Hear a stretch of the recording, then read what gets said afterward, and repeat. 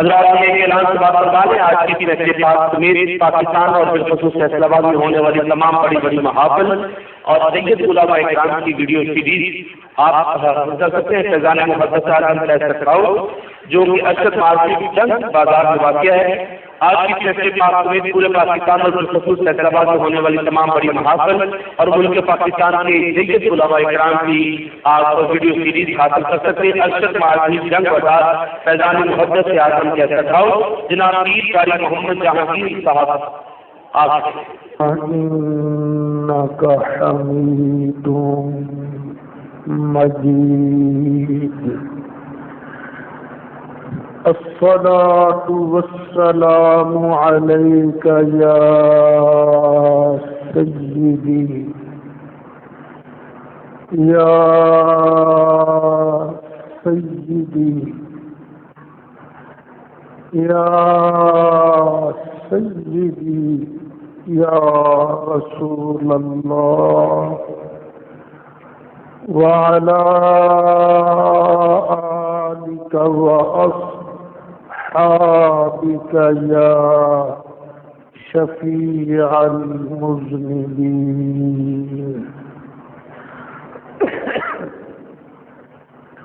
انتہائی قابل صد احترام بزرگ و دوستوں،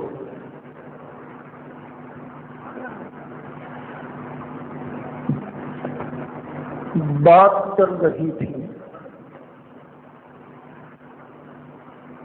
کہ اسلامی حکومت کا سربراہ امام کون ہوگا، اس کو کس طرح چنا جائے گا۔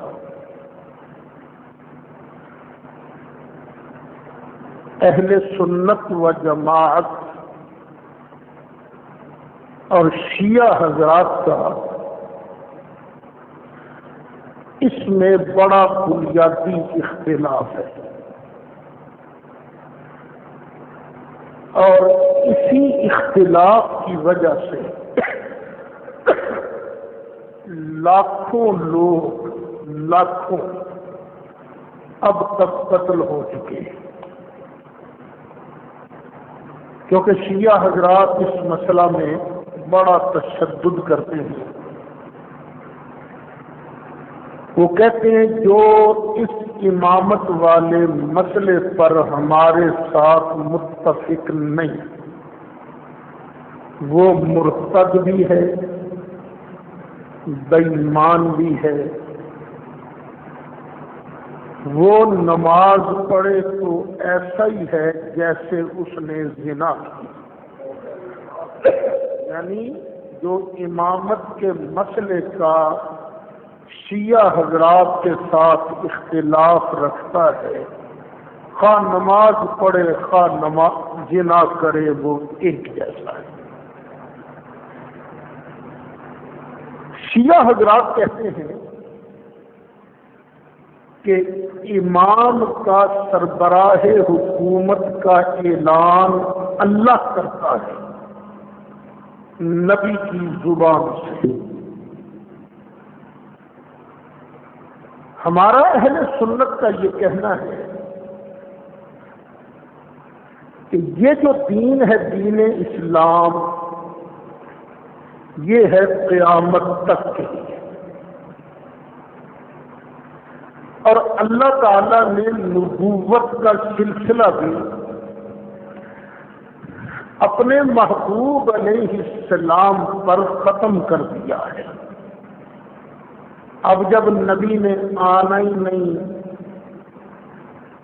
تو اللہ تعالیٰ کس طرح امام کی امامت کا اعلان کرے گا؟ کیونکہ اللہ تعالیٰ لا تبدیل لسنت اللہ، اللہ کے طریقے بدلتے نہیں۔ جب کہہ دیا نبی نہیں آئے گا تو اب نبی نہیں آئے گا، سب کچھ بھی کیوں نہ ہو جائے۔ ہمارے نزدیک سربراہ حکومت کا چناؤ یہ اللہ نے امت کے سپرد کر دیا ہے۔ یہ لوگ ہیں جس طرح چاہیں اپنے میں سے جس کو مناسب سمجھیں اس کو سربراہ حکومت منتخب کریں، لیکن شیعہ حضرات کا اصرار ہے نہیں۔ پچھلے جمعہ میں نے 3 دلیلیں پیش کی تھی، 3 کہ مولا کائنات حضرت سیدنا علی مرتضیٰ کرم اللہ تعالی وجہ الکریم نبی کریم علیہ السلام کے چوتھے جانشین تو ہیں، چوتھے خلیفہ تو ہیں، لیکن اللہ تعالیٰ نے ان کی خلافت بلا فصل کا اعلان نہیں کیا۔ 3 دلیلیں پچھلے جمعے پیش کی تھی، چند آج کر دیتا ہوں، بس اللہ کریم مجھے حق اور سچ کہنے کی توفیق نصیب فرمائے۔ شیعہ حضرات کی ایک بڑی معتبر کتاب ہے جس کا نام ہے اصول کافی۔ اصول کافی کی جلد پہلی صفحہ 275 پر ایک روایت موجود ہے کہ کسی نے حضرت سیدنا امام جعفر صادق رضی اللہ عنہ سے پوچھا، الامام متی یعرف امامتہ، امام کو اپنی امامت کا پتہ چلتا کب ہے؟ کہ مجھے اللہ نے امام بنا دیا ہے، یہ امام کو پتہ کب چلتا ہے؟ وَيَنْتَهِي الْأَمْرُ إِلَيْهِ، اور امام کے سپرد یہ امامت کا منصب کب ہو جاتا ہے؟ تو امام جعفر صادق نے ارشاد فرمایا، فی آخر دقیقۃ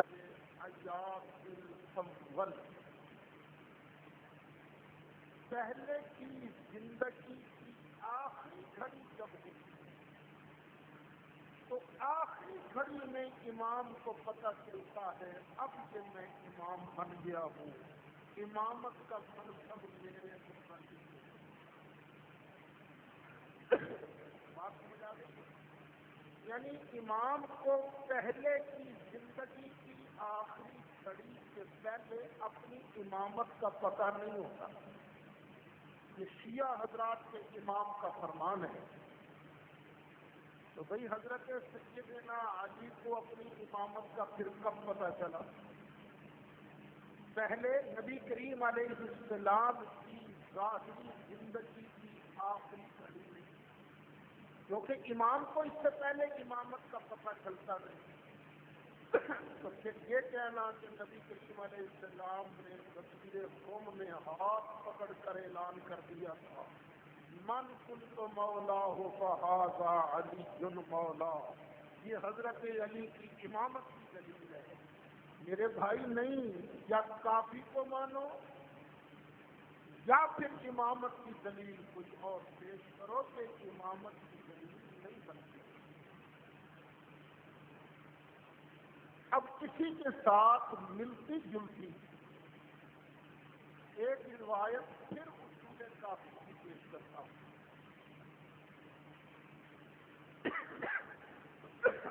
نبی کریم علیہ السلام نے اپنی ظاہری زندگی کی آخری گھڑیوں میں 2 آدمیوں کو بلایا۔ ایک بلایا اپنے چچا جان حضرت سیدنا عباس بن عبد المطلب کو،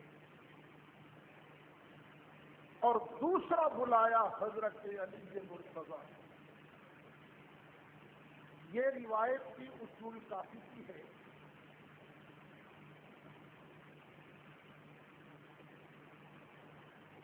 اصول کافی جلد پہلی صفحہ 236.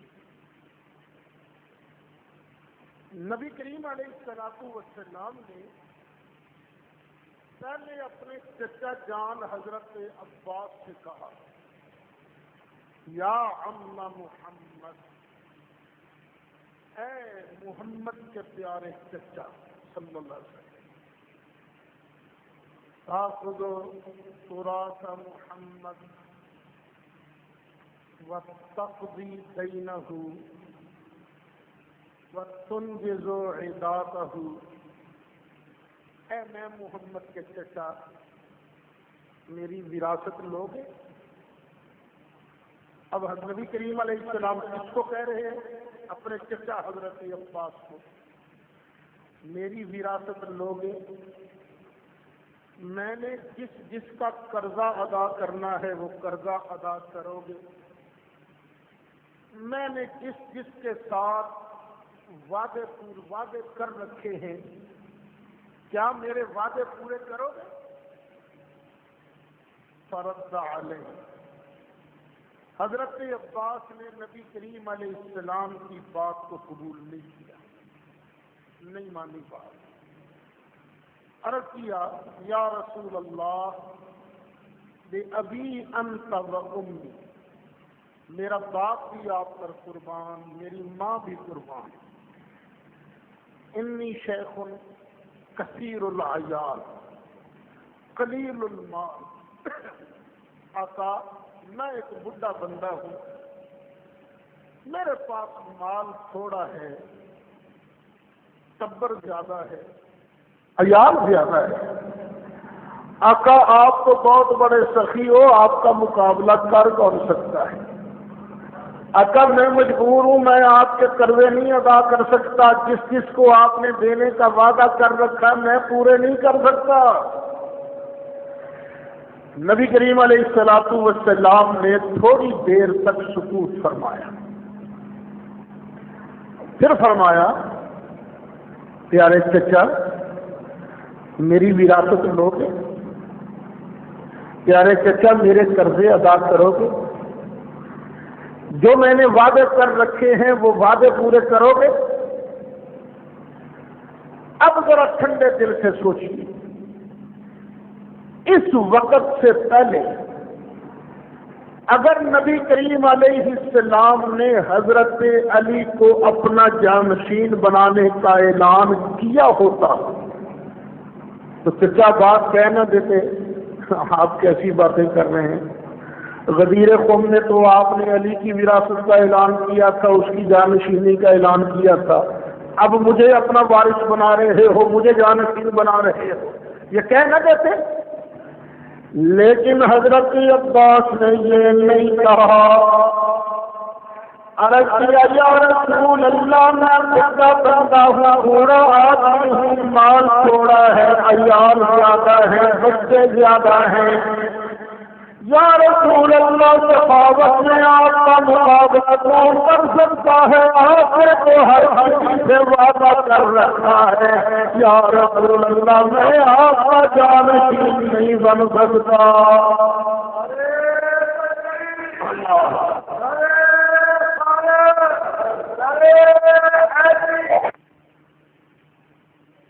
یہ سچ نہ سمجھ لینا کہ رسول نے کو بلایا. یہ گھر بیٹھے گھرتے رہتے تھے، ایسے ہوا تھا ایسے ہوا تھا. اس لیے جھوٹے کو یاد نہیں رہتا نا کہ ہم نے کس وقت کون سی بات کی تھی اور کس وقت کون سی بات کی تھی. شیعہ حضرات کی اب کسی کتاب ابو کافی کے اندر موجود ہے جب نبی کا چچا جان حضرت عباس نے سرکار کو قبول نہ کیا. اب نبی پاک نے حضرت علی سے فرمایا علی کیا تم میری وراثت لے کر میرے قرضے ادا کرے گا؟ میں نے جس کے ساتھ وعدہ کیا ہے وعدے پورے کرے گا. حضرت علی نے عرض کیا یا رسول اللہ میں حاضر میں آپ کی ساری باتوں کو پورا کر کے دکھاؤں گا. مولا علی نے وعدہ کیا تو پھر کہا ذات علیہ و علیہ میں اس کا ذمہ دار آپ کے سارے قرضے میں ادا کروں گا۔ شیعہ حضرات نے روایت تو گھڑ لی۔ اب وہ جو پہلے میں نے روایت پیش کی تھی، امام کو پتہ کب چلتا ہے؟ اپنے پہلے کی زندگی کی آخری گھڑی میں۔ مولا علی کو بھی اپنے جانشین ہونے کا پتہ تو سرکار کی زندگی کی آخری گھڑی میں لگ رہا ہے، تو کس منہ سے کہتے ہو کہ نبی پاک علیہ السلام نے اعلان کر دیا تھا من کنت مولا فہذا علی مولا، کہ میرا جانشین علی مرتضیٰ ہے۔ فقیر وہی بات کہے گا جو حضرت علی نے خارجیوں کے مقابلہ پر فرمائی تھی، چلے گا تو ہم مولا علی نے جب دو بندوں کو جج مان لیا نا، تو خارجی مولا علی پر کفر کا فتویٰ لگا کر مولا علی کے لشکر سے نکل گئے۔ علی کافر ہو گیا ہے، کیونکہ اللہ کہتا ہے ان الحکم الا للہ۔ مولا علی نے ارشاد فرمایا ان الحکم الا للہ کلمۃ حق اريد بها، یہ لفظ پر کوئی آیا لیکن مانا غلط مراد کیا گیا ہے۔ اسی طرح سید الحسن کہتا ہے من کنت مولا فہذا علی مولا، لفظ بالکل ٹھیک ہے لیکن مانا غلط مراد لیا گیا ہے۔ اس کا مطلب یہ تھا لوگوں نے مصطفیٰ کو دین میں یہ نہیں چلے گا کہ مجھ سے پیار کرو علی سے پیار کرو، میرا دین تو یہ ہے جو مجھ سے پیار کرتا ہے علی سے بھی اس کو پیار کرنا پڑے گا، جس کا میں محبوب ہوں علی بھی اس کا محبوب ہے۔ بات آنی تھی، لے گئے اور اچھا جی کتنی دلیلیں ہوگی کون کیا؟ اب 5ویں دلیل سنی، یہ بھی اصول کافی کی ہے، صفحہ نمبر 223 224، باب ہے باب الکتمان، اور اس کی حدیث نمبر ہے 8۔ حضرت سیدنا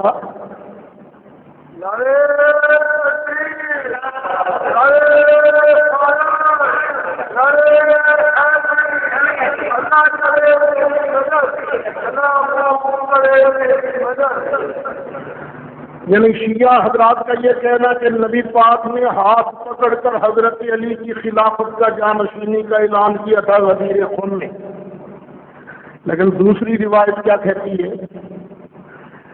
امام جعفر صادق کے ایک صحابی، ایک ان کا ساتھی،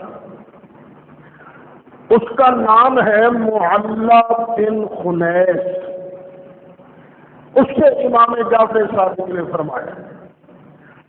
فرمایا یا معلّہ تم امرنا لا تضربو، اے مولا ہماری امامت کی بات کسی کو مت بتانا۔ امامت کا مسئلہ بھی ہمارے اندر ہے، اس کو چھپاؤ، خبردار اس کو بیان نہیں کرنا۔ کیوں؟ فَإِنَّهُ مَنْ كَتَمَ أَمْرَنَا فَلَنْ يُعَذِّبْهُ اللَّهُ بِهَا فِي الدُّنْيَا وَجَعَلَهُ نُورًا بَيْنَ عَيْنَيْهِ فِي الْآخِرَةِ يَقُودُهُ إِلَى الْجَنَّةِ۔ کیوں چھپانا ہمارے معاملے کو، ہمارے مسئلہ کو اس لیے چھپا کہ جو ہمارے معاملے میں چھپاتا رہے گا اللہ اسے دنیا میں مل سکتا ہے۔ عجیب مسئلہ ہے،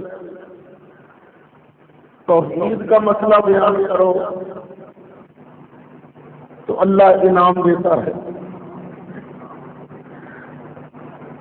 رسالت کا مسئلہ بیان کرو تو اللہ انعام دیتا ہے، قیامت کے آنے کا مسئلہ بیان کرے تو اللہ انعام دیتا ہے، لیکن یہ امامت اور خلافت کا مسئلہ کیسا ہے؟ اللہ بیان کرنے پر انعام نہیں دیتا، اللہ چھپانے پر انعام دیتا ہے۔ یا مسئلہ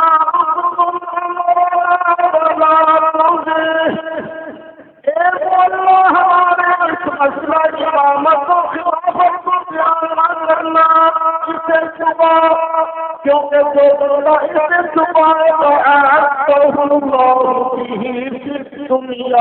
دنیا میں اللہ چھپانے کی وجہ سے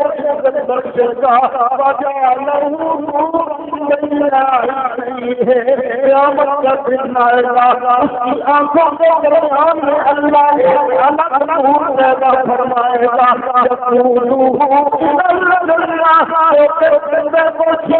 جنت میں لے کے چلا جائے گا۔ لیکن اللہ یاد رکھنا، جس نے اس مسئلہ امامت و خلافت کو دنیا میں بیان کیا رکایا نہیں، اللہ اسے دنیا میں بھی ذلیل کرے گا۔ جو بیان کرے گا وہی اللہ۔ یارو یہ کیسا مسئلہ ہے جس کو بیان کرنے پر ذلت ملتی ہے، اور پھر قیامت کا دن جب آئے گا تو قیامت کے دن اللہ تعالیٰ آنکھوں کے بیان سے نور چھین لے گا، تاریکی پیدا کر دے گا، جو اندھیرا اسے دیکھ کر جہنم کے اندر لے جائے گا۔ یہ امام کافر صادق کا فرمان ہے، جو بیان کرے گا وہ کہاں جائے گا؟ جو چھپائے گا وہ کہاں جائے گا؟ میں نے تو پوچھنا تھا نا، وہ آیا ہی نہیں، مولوی کیا کرتا ہے؟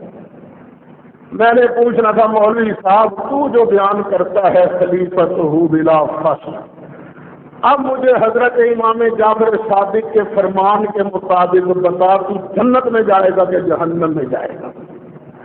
روزانہ 3 کے ایران بارگاہوں میں ان کی مساجد سے اعلان ہوتا ہے، اشہد ان امیر المؤمنین و امام المتقین و قائد المشرکین و سید المنافقین علی اللہ وصی رسول اللہ وخلیفۃہ بلا فصل۔ یہ حضرت امام جعفر صادق ہمارے اس مسئلے کو جو یاد کرے گا اللہ اس کو دنیا میں دلیل بھی کرے گا، اور قیامت کے دن اللہ تعالیٰ اس کو سیدھا جہنم میں بھیجے گا۔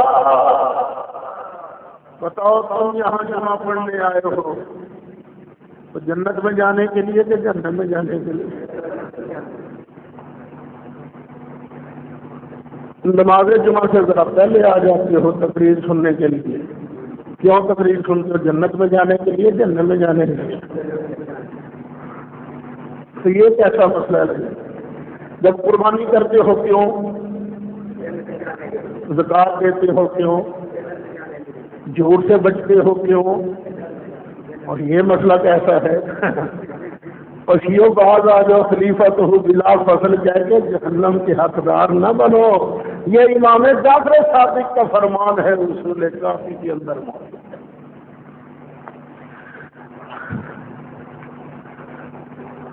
ایک اور حدیث دلیل سن لیجیے، لیکن یہ میں پوچھتا ہوں جو کچھ میں بیان کر رہا ہوں یہ یاد بھی رہے گا کہ نہیں؟ یہ اچھی بات ہے۔ وہ کئی جگہ ایسے ہوتا ہے نا، لوگ کہتے ہیں جی مولوی صاحب آئے سر تقریر بڑی کی، بڑا سواد آیا۔ میں پوچھتا ہوں کیا چیز تھی؟ انہوں نے یہ نہیں پتا کی کیا۔ یہ نہ کہو جی آج وٹ کٹ دیتے سعید صاحب نے، ہاں یہ کر لے کر آخر کی یہ پتا کوئی۔ چلو جی اور سنو، اللہ تعالیٰ حق بیان کرنے کی اور پھر اس کو سن کر عمل کرنے کی بھی اللہ توفیق نصیب فرمائے۔ اب دلیل نمبر آئی 6۔ پہلے بیان تھا حضرت سیدنا امام جعفر صادق کا،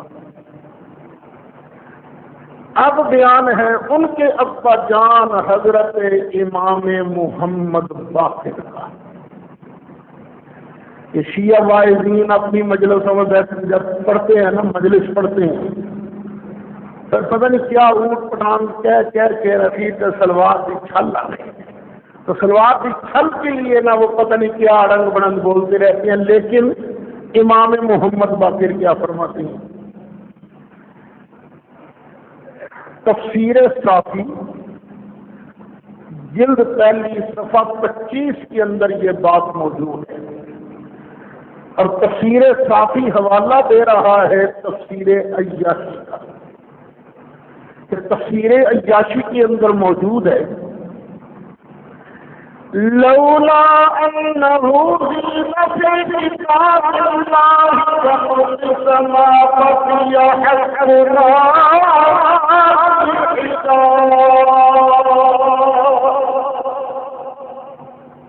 امام محمد باقر کیا کہتے ہیں؟ کسی نے پوچھا ہوگا نا حضرت جی قرآن سارا میں نے پڑھ لیا ہے، قرآن میں نا یہ امامت والا مسئلہ تو نظر نہیں آیا، قرآن میں خلافت والا مسئلہ نظر تو نہیں آیا۔ یہ دو آیتیں پڑھتے ہیں خلافت کے لیے، آپ بھی ذرا ان کو سن لیجیے۔ انما وليكم الله ورسوله والذين آمنوا الذين يقيمون الصلاة ويؤتون الزكاة وهم راجعون۔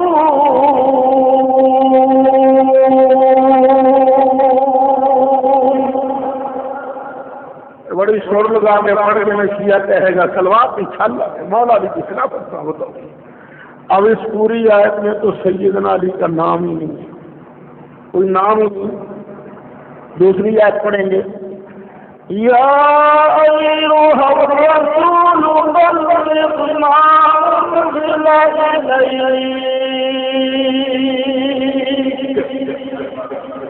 اے پیارے رسول جو بھی حکم آپ کی طرف اتارا جاتا ہے یہ آگے پہنچا دیجیے۔ وَإِن لَّمْ تَفْعَلْ فَمَا بَلَّغْتَ رِسَالَتَهُ، اگر آپ کوئی حکم بھی نہ پہنچایا تو پھر آپ نے رسالت کا حق ادا نہیں کیا۔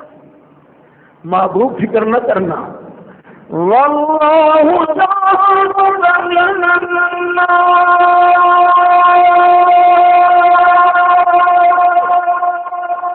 اللہ تمہیں لوگوں کے شر سے بچا کے رکھے گا۔ پہلے سرکار نے نا پہرے دار مقرر دیے ہوتے، رات کا وقت تھا، یہ آیت نازل ہوئی، جب آیت نازل ہوئی تو سرکار نے پہرے داروں کو پیغام بھیجا، جاؤ چلے جاؤ، اللہ نے میری حفاظت کا ذمہ لے لیا۔ یہ ہے آیت کریمہ۔ اب وہ کہیں دیکھو اس کے اندر حضرت علی کی خلافت کا اعلان ہے، کہاں ہے خلافت کا اعلان؟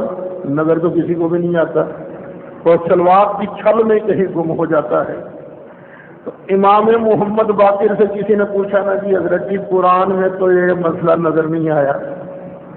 اب امام محمد باقر اس کا جواب دیتے ہیں، اور تجھے پتہ نہیں، اصل میں نا صحابہ میں نا اپنے پلے سے آیتیں بنا بنا کر قرآن میں داخل کر دی تھی، جو آیت ان کے مطلب کی نہیں ہوتی تھی اس کو نکال دیتے تھے، صحابہ یہ کرتے تھے۔ لولا انه في كتاب الله كما بقي حقنا اگر کتاب قرآن میں کمی بیشی نہ کر تو ہمارا حق کبھی نقصی نہ رہتا۔ تو پھر بھی کن پر مخفی نہ رہتا؟ عقل مندوں پر۔ دیکھو لوگ ہوتے ہیں کئی قسم کے، کچھ ہوتے ہیں عقل مند، کوئی سادے۔ توحید کا مسئلہ اللہ نے بیان کیا تو توحید کا مسئلہ سمجھنے کے لیے بہت بڑی عقل کا مالک ہونا ضروری نہیں۔ قل هو اللہ احد، ہر کوئی سنے گا تو کیا سمجھے گا؟ اللہ۔ اب یہ مسئلہ سمجھنے کے لیے عقل مند ہونے کی ضرورت ہے؟ نہیں۔ رسالت کا مسئلہ آیا، اللہ تعالیٰ نے ارشاد فرمایا محمد رسول اللہ،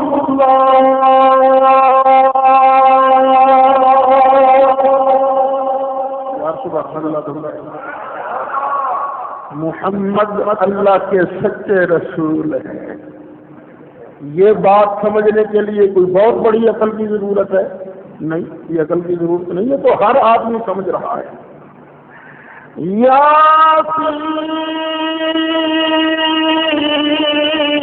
والقرآن الحکیم إنك لمن المرسلين على صراط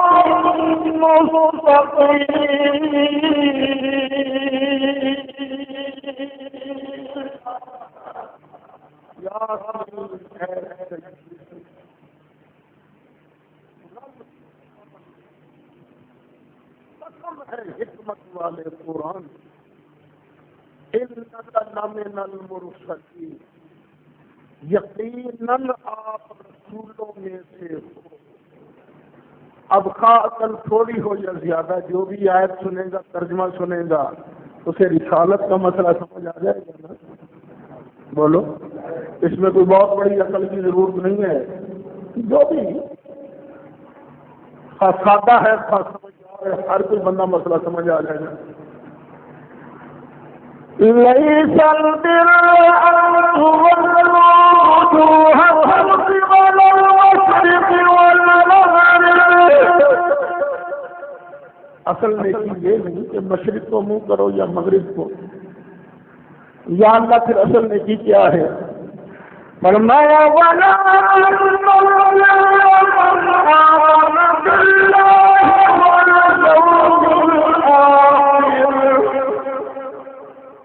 اصل نیکی یہ ہے کہ بندہ اللہ کو بھی مانے اور آخرت والے دن کو بھی مانے۔ اب قیامت کا مسئلہ سمجھنے کے لیے کوئی زیادہ عقل کی ضرورت نہیں ہے، سادہ بندہ ہو یا سمجھدار ہو، ہر کسی کو مسئلہ سمجھ میں آ جائے گا کہ ہاں بھائی یہ مسئلہ ہے۔ لیکن کچھ مسئلے ایسے ہوتے ہیں جن کے لیے کچھ عقل، کچھ سمجھ اور حکمت اور علم کی ضرورت ہوتی ہے۔ مثلا عورت کو اگر طلاق ہو جائے، لیکن کن لفظوں سے؟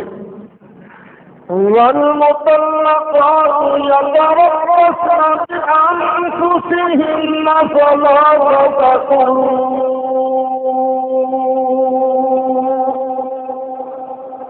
جن عورتوں کو طلاق ہو جائے وہ اپنے آپ کو 3 قروء روکے رکھیں، ان کی عدت ہے 3 قروء۔ اب قروء یہ جمع ہے، اس کا واحد ہے قرء، اور قرء ایسا لفظ ہے جس کے 2 معنی ہیں اور دونوں ہی ایک دوسرے کے الٹ۔ قرء کا ایک معنی ہے حیض، ماہواری، یعنی جن دنوں میں عورت پر نماز لازم نہیں ہے نا، نماز نہیں پڑھ سکتی، وہ ہے دن حیض کے، ایک معنی یہ ہے۔ اور دوسرا معنی اس کے بالکل الٹ، یعنی طہر، وہ دن جن دنوں میں عورت پاک ہوتی ہے۔ اب بتاؤ سادہ آدمی یہاں سے کیا سمجھے گا؟ اب یہاں آئی نا ضرورت عقل کی بھی اور علم کی بھی۔ اب یہاں سے کون سے دن مراد ہیں، حیض والے یا طہر والے؟ تو ایسے معاملات میں جو اہل علم اور اہل فہم ہیں وہ کہا کرتے ہیں نہیں، تم لوگ اپنی عقل پر اعتبار مت کرو، جو بہت بڑے ماہر ہیں نا ان کے سپرد مسئلہ کرو۔ ماہر کو کہتے ہیں مجتہد۔ اب اسی میں تقلید کا مسئلہ بھی سمجھ لینا، اپنی عقل پر اعتبار نہ کرنا کہ یہاں یہ معنی ہوگا، یہاں یہ معنی مراد ہوگا۔ جو قرآن سنت کا بہت بڑا ماہر ہے نا مجتہد، اس سے مسئلہ پوچھو، جو وہ کہے اس پر عمل کر لینا۔ ہمارے امام اعظم بہت بڑے عقل مند بھی تھے، قرآن و سنت کے بہت بڑے راہی تھے، انہوں نے اپنے علم اور عمل کے زور فتویٰ دیا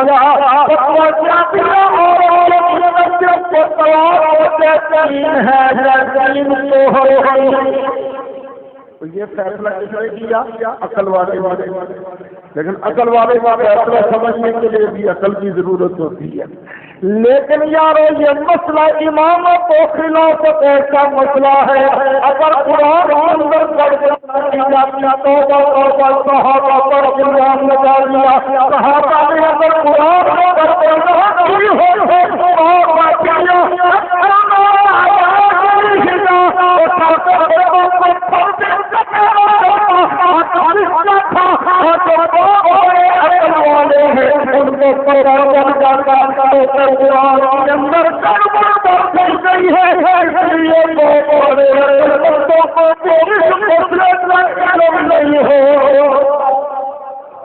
اب آپ کو فیصلہ فرمائیے، جب بہت بڑے سیانے اور عقل مند ان پر یہ مسئلہ مبنی ہے تو ذاکرو، اور تمہیں کس طرح پتا چل گیا وہ خلیفت ہوں بلا فصل؟ تو یہ مسئلہ من گھڑت مسئلہ ہے، شریعت کے اندر اس کا کوئی وجود نہیں۔ شریعت کے اندر وجود یہی ہے کہ نبی کریم علیہ السلام کے بعد خلیفہ پر حق حضرت نبی کریم علیہ السلام کے سچے جانشین اگر تھے تو سیدنا ابو بکر صدیق۔ ذرا قرآن پاک لانا۔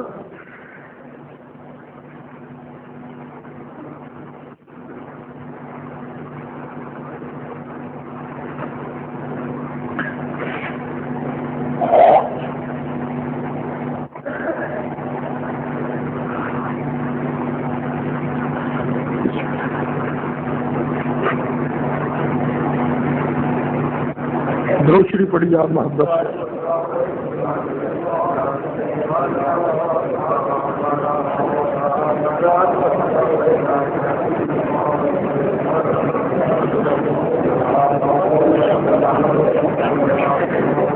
یہ میرے پاس ہے قرآن شریف 28واں پارہ، سورۃ حشر۔ مدینہ طیبہ میں ایک مرتبہ مال آیا، مال فے۔ ایک ہوتا ہے مال غنیمت اور ایک ہوتا ہے مال فے۔ مال غنیمت کیا ہے؟ دشمن سے ہوئی لڑائی، لڑائی کے بعد، جنگ کے بعد جو دشمن کا مال ہتھے آیا وہ کہلواتا ہے مال غنیمت۔ لیکن لڑائی نہیں ہوئی، دشمن پر ویسے ہی روب طاری ہو گیا، وہ مال اور علاقہ چھوڑ کر بھاگ گیا۔ جو مال بغیر لڑائی کے ہتھے چڑھے اسے کہتے ہیں مال فے۔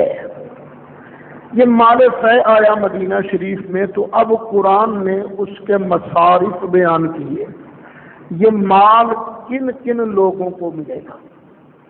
ان میں سے ایک مصرف سن لیجیے، للفقراء المہاجرین، یہ فقیروں کو ملے گا۔ کون سے فقیر؟ جنہوں نے ہجرت کی تھی۔ الذین اخرجوا من دیارہم، جو اپنے گھروں سے نکال دیے گئے تھے، یعنی اتنے حالات ان پر تنگ ہو گئے تھے کہ وہ گھر چھوڑنے پر مجبور ہو گئے۔ وَأَمْوَالِهِمْ، اور اپنے مالوں سے نکالے گئے تھے۔ یہ مال کن کو ملے گا؟ مہاجر فقیروں کو، جو کہ اپنے گھروں سے اور اپنے مالوں سے نکالے گئے تھے۔ کیوں نکالے گئے تھے؟ یبتغون فضلا من اللہ ورضوانا، یہ اللہ کا فضل اور اس کی رضا چاہتے تھے۔ یہ مہاجر کیا چاہتے تھے؟ اللہ کا فضل اور اللہ کی رضا۔ وَيَنْصُرُونَ اللَّهَ وَرَسُولَهُ، اللہ کی مدد کر رہے تھے اور اللہ کے رسول کی مدد کر رہے تھے. یہ ان فقیروں کو ملے گا. آگے اللہ فرماتا ہے اولئک هم الصادقون،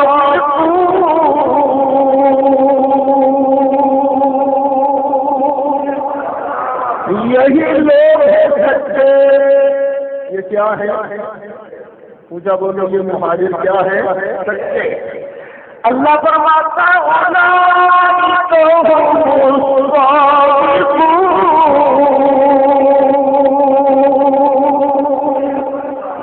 یہی مہاجر سچے. اور ہمیں کیا حکم ہے؟ یا ایھا الذین آمنوا اتقوا اللہ وکونوا مع الصادقین.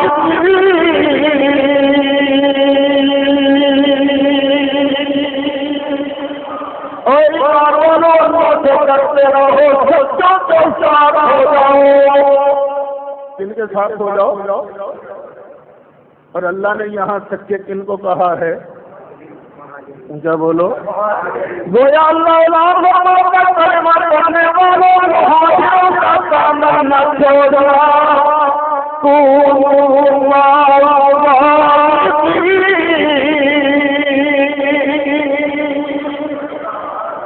النبی کریم علیہ السلام کے رسالے مقدس کے پاس مہاجروں نے جس کو امام بنایا، جس کو خلیفہ بنایا، حضرت علی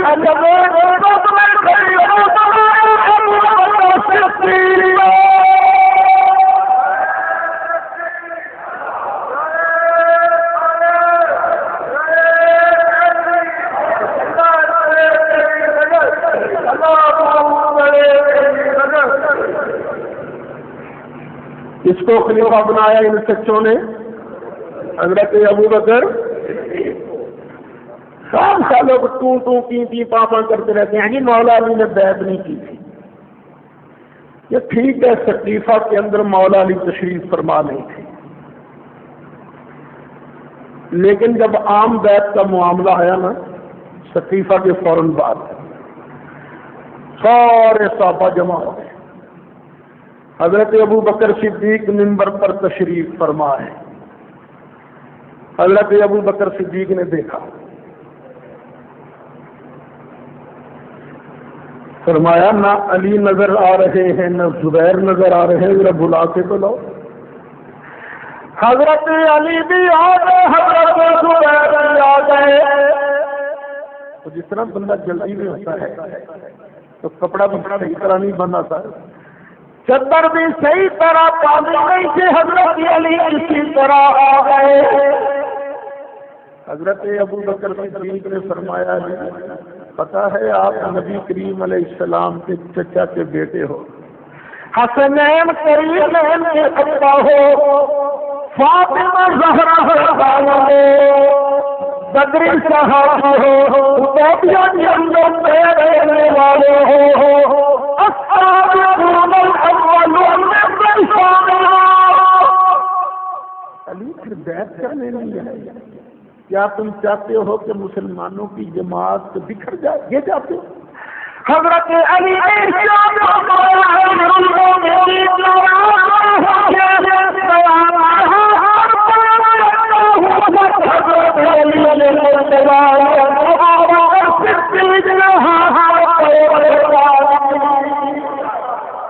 اسی وقت بیٹھ گئے. حضرت زبیر نے بھی اسی وقت فرمائی. وہ حضرت اسامہ کا لشکر تھا نا باہر، سرکار نے کہا تھا اسامہ کا لشکر جائے گا، لیکن جب سرکار کا وصال ہو گیا بھی سرکار کا جنازہ نہیں پڑا گیا، غسل کفن نہیں ہوا.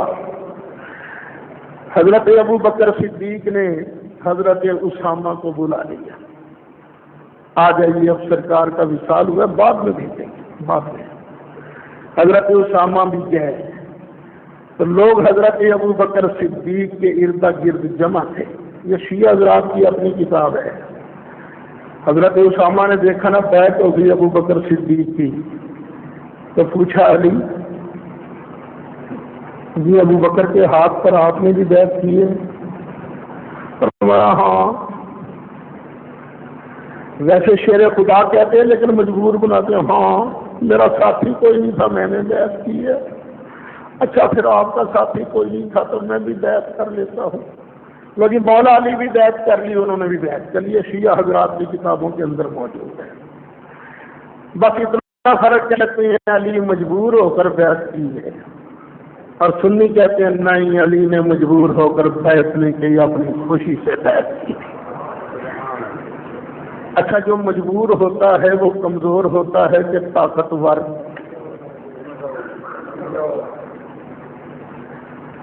طاقتور کبھی مجبور نہیں ہوا۔ اس وقت دیکھو گیلانی کو ہٹانے کے لیے نواز شریف بڑا زور لگا رہا ہے، سارے زور لگا رہے ہیں، ہاتھ پہنا گیا نہیں تو کیا کرو گے؟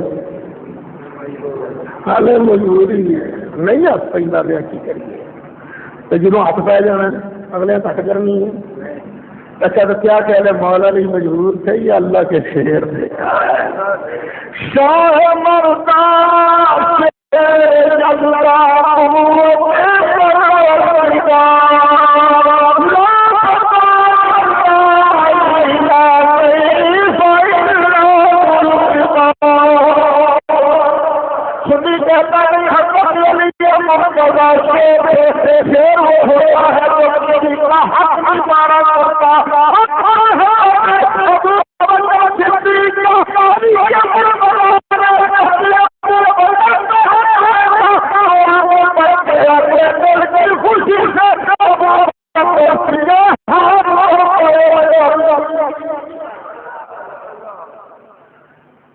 اب چلیے اگلی دلیل، ہوں کنویں آئی گئی؟ 7ویں۔ یہ جھگڑا کب شروع ہوا تھا خلافت کا لوگوں کے درمیان؟ حضرت ابو بکر کے دور میں جھگڑا نہیں چلتا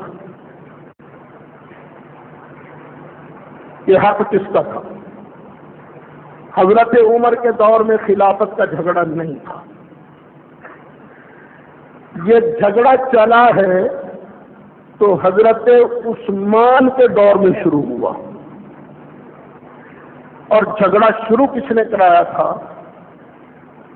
ایک یہودی تھا جس کا نام ہے عبداللہ بن سبا،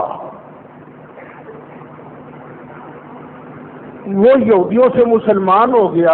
سب سے پہلے یہ مسئلہ اس نے شروع کیا کہ نہیں حق علی کا تھا، ابو بکر نے زور سے قبضہ کر لیا۔ اب کچھ بندے اس کے ساتھ ہو گئے تھے، عبداللہ بن سبا کے ساتھ، وہ کہتے تھے علی کا نمبر پہلا ہے، باقی مسلمان کہتے تھے علی کا نمبر چوتھا ہے، حضرت علی کے دور میں۔ اب بات آ گئی حضرت علی کے دور کی، ادھر بھی کچھ بندے تھے لیکن اکثریت کدھر تھی؟ حضرت علی کو چوتھا خلیفہ ماننے والی۔ اب مولا علی نے خود اعلان کیا، حوالہ بھی نوٹ کر لو، مناقب ابن شہر آشو، اس کا اردو ترجمہ چھپا ہے مجمع الفضائل کے نام سے، تفسیر البرہان ان کی کتاب ہے، ان کے حوالوں یہ نوٹ کر لیجیے حوالے، مولا علی نے خود ارشاد فرمایا۔ مولا علی نے فیصلہ کرتے ہوئے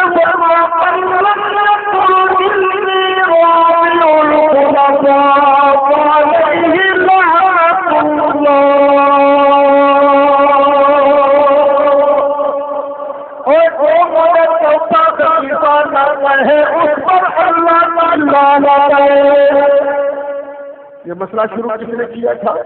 عبداللہ بن سبا نے۔ سبائی پارٹی جو تھی وہ کہتی تھی مولا علی پہلے، باقی صحابہ کیا کہتے تھے مولا علی چوتھے، اور اب مولا علی نے فیصلہ کر دیا، فرمایا مجھے پہلا کہنا، مجھے چوتھا کہنا، تو مجھے چوتھا خلیفہ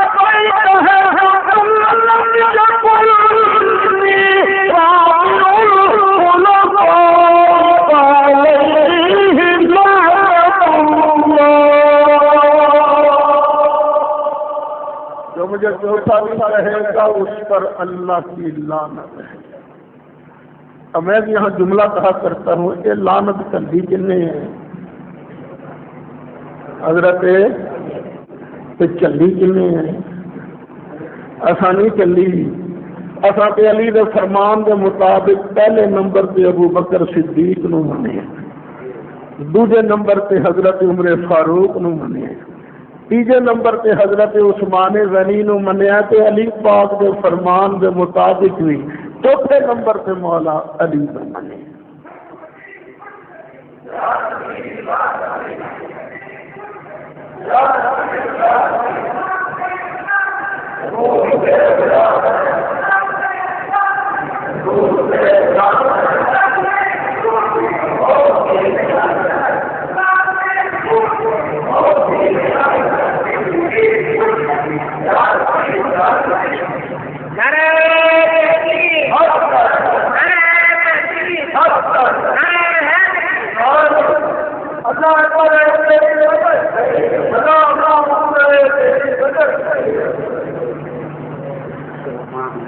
شیعہ حضرات کہتے ہیں شورا کو کوئی حق نہیں تھا اپنا امام چننے کا،